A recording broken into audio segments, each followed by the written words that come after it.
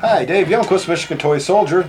Today I want to cover the use of Humbrol metal coat paint. Also going to be using a range of the Vallejo acrylic paints and one of their alcohol-based paints. Let's get started. Okay, the first thing to know about the metal coat paint is you want to take just a glob from the bottom, apply it to your palette, and then use the carrier on top as your thinning solution. Now the great thing about this paint is that it is a buffable metal paint. It's going to go on, it's going to dry for about 15 minutes, and then I'm going to show you how to polish it up and give yourself a really great metal effect.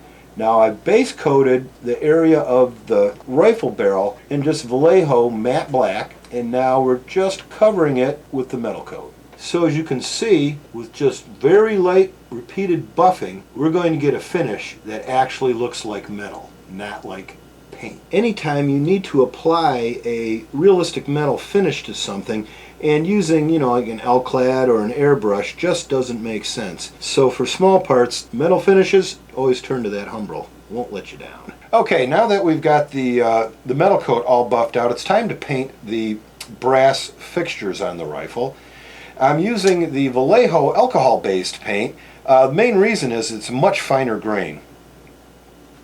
And I base coated everything in burnt umber, which I always do if I'm painting any type of gold or brass. It just gives it a really good undercoat. I like to use the alcohol-based metallic paint because the grain really is much smoother than the regular acrylic. And when it dries, and it does dry quick, I tend to put a gloss finish over it to really punch it out. So we just got a couple details here to paint, the trigger guard and the butt plate, and we'll be able to move on to using Vallejo smoke and painting the stock. I've base coated the rifle with a Vallejo mahogany brown or saddle brown. It's one of the reddish brown colors, and we've let that dry, and you need to let it dry for 4 or 5 minutes or so. Now we're going to go to the Vallejo smoke color. Now it's a translucent color, and it's kind of it's a smoky color, kind of a darkish brown.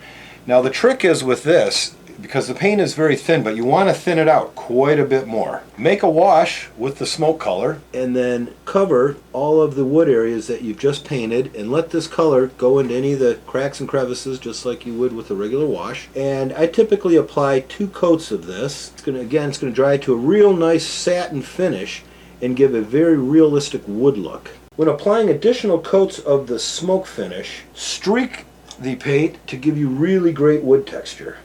I hope there were some helpful hints today, and be sure to visit us next time at Michigan Toy Soldier on YouTube.